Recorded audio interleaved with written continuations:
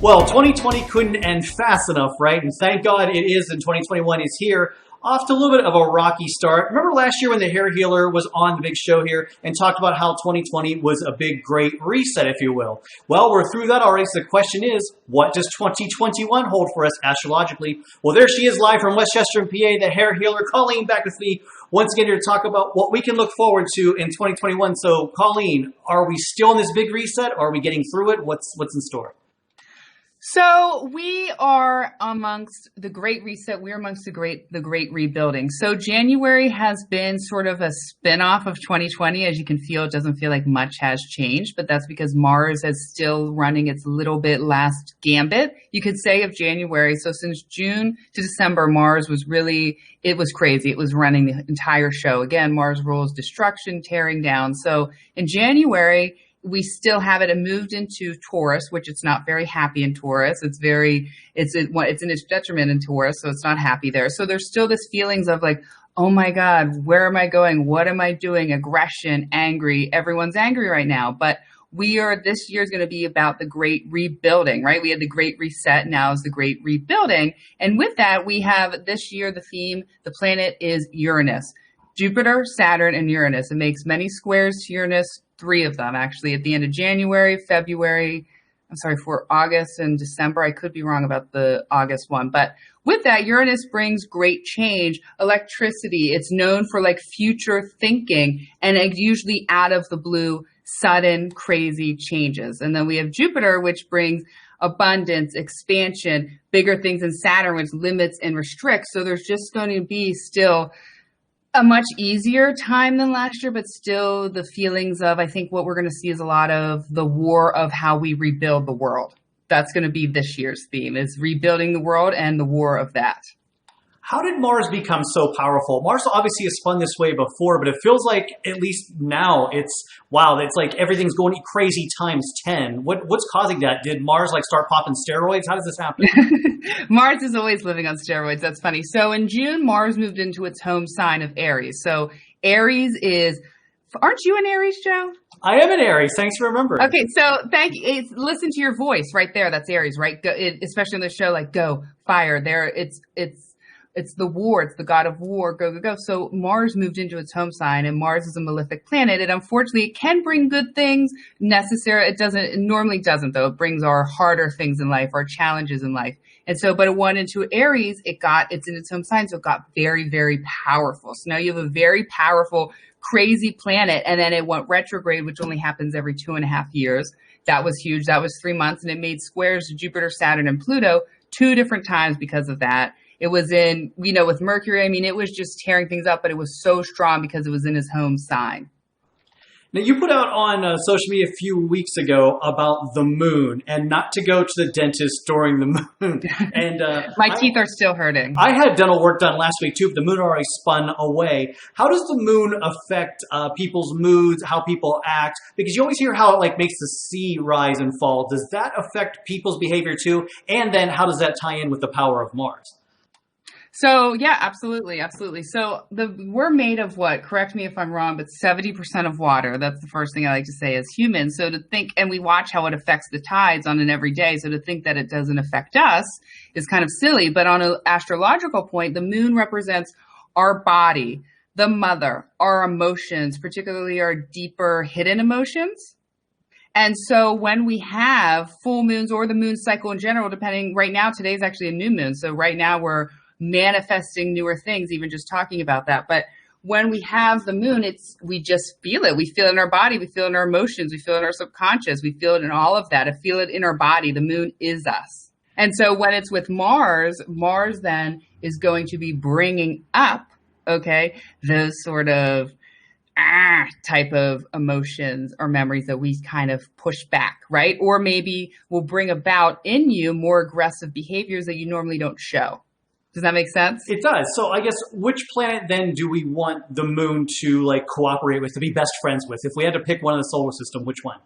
That's a good question. So, the moon does really well it does not do well with Mars. That's opposite. So that's the number one thing. And the moon does well in its home sign of Cancer. The moon does well with Venus, but both are very, very movable. the moon does very well with Jupiter. I would say if you wanted to have like the best combination of planet and the moon, and especially if they're in their home signs, like let's say the moon is in its home sign of Cancer and Jupiter is in its home sign of Sagittarius.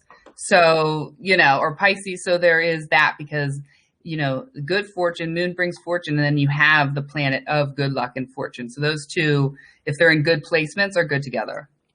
So how long would you say we still have to go through some tough times here? Like if you had to give an estimate of how many months, or is it the entire year of 2021? No.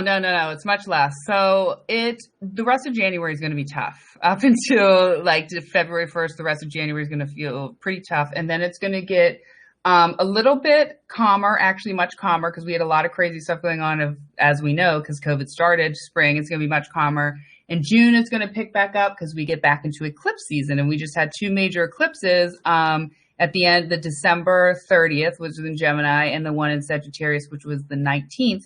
And so those things, eclipses change your life. They're the major things, but you don't always see them right away. So think about back to your life, what happened at the end of December, in the middle of December, and look at where Gemini, your whole sign house, where Gemini and Sagittarius is, and that's going to be the theme. So we're going to see a lot of themes that happen then play out with the next in the summertime.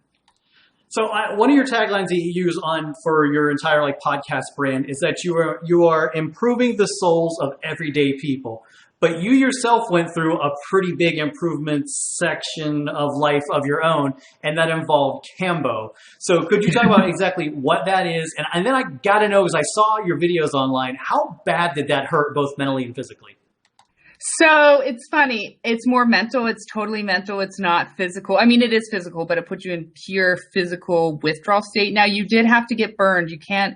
So Kambo comes from the Kambo frog in the Amazon, and it's highly poison if you ingest it. So you can't ingest it. You can't shoot it. You can't do any of that. You have to actually burn the skin and then lay it on the skin. It goes through the lymph node system, and you only leave it on for 20 minutes at a time.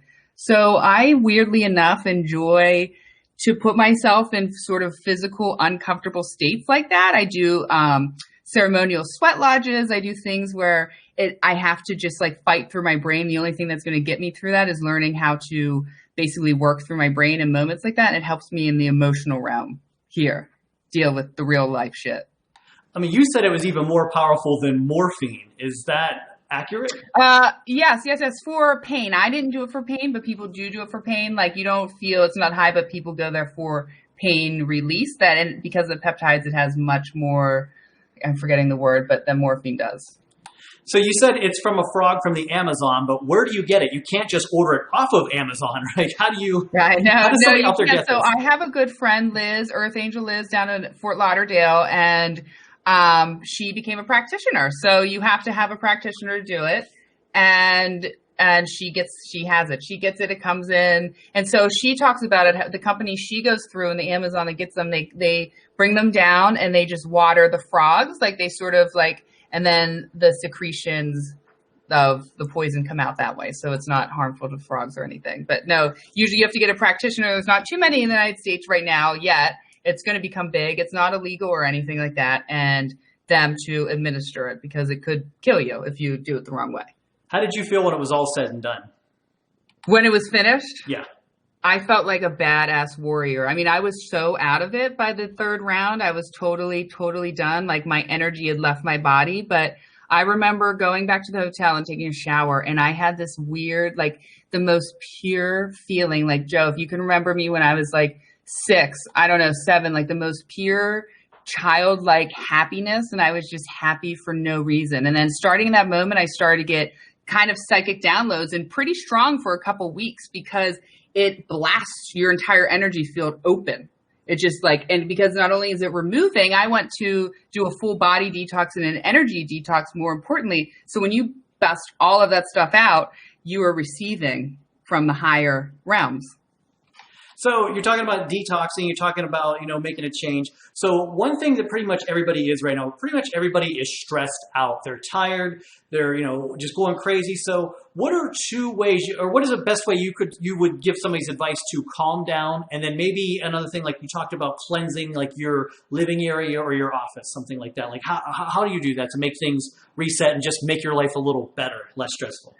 Well, we can start with home just because I'm looking around my house and it's so messy right now. Is one thing, we don't understand really how much energy lives on our things, our being, old people stuff like that, past if you had exes or whatever, things like, so the number one thing is remove junk, get rid of junk, get rid of stuff because stale energy stays on that, okay? Create a fortress of fun in your house. Okay. Then you can I use sage. Some people don't use sage. They use other stuff, and I will burn that. And that a lot of times will eliminate, negative energy, bad energy in there. You want to open up a window or door so it has somewhere to escape to. And during that time, I say a lot of prayers. I also put on a frequency on my TV, like a positive one, various different frequencies, and I blast that throughout the house.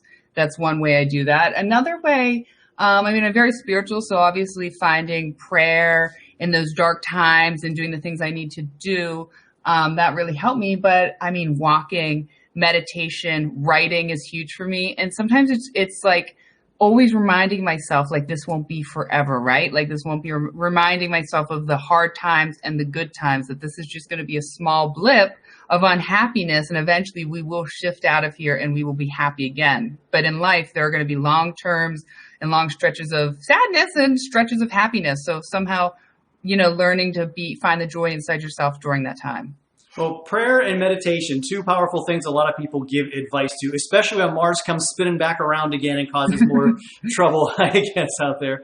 And then one other thing is, you've gone through some major life changes yourself in the last year. So any advice, like you talked about cleansing and getting rid of old things, opening a window. So do you have any advice out there for people that are like, hey, I need to make a change too right now? Make it. Stop waiting, right? A lot of times we don't even realize we see the change coming in our head or subconscious, or we feel it. We know it's coming, whether it's a relationship, a person, place, job. People know usually a year before that they need that change, right? And so acknowledging it and then just do it but people are scared of change, right? There's fear because we hold on to attachments. So it's sort of like accepting, like, hey, guess what? You're not going to change. Things are going to change unless you get up and change it right now. So stop waiting, stop thinking, stop wondering how to change, and just go in the direction you want to go, right? Write down what you want to change, where you want to go, what you want, and don't stop at anything until you get there. There you go. Life advice from the Hair Healer, some ideas how to make a change, and a look ahead as to what is left in 2021. The Hair Healer podcast available pretty much anywhere you find a podcast. You can also find her on Twitter at the Hair Healer _. Instagram, you are the Hair Healer 1111 because 1111 is a powerful number. And of course, your website, I'm going to plug it, thehairhealer.com, where you can find everything you know about Colleen, more advice. And your podcast right now is in season 2 right now. You're still moving forward. Season 2. I can't believe it. I can't believe I survived an entire year and how it all had to change so fast too. I'm sorry that my show didn't crash the internet once we put it on last year. But a good life advice, Colleen. Thanks so much for joining us here on Kick It Back Jersey Joe. And those of you watching at home, click that like and subscribe button down below for all the fun right here on the big YouTube channel. 4 big shows waiting for you each and every week. Jersey Joe, your friend, and the Hair Healer over there saying thanks for watching. Have a great one. Thank you. And we'll see you next time, I hope.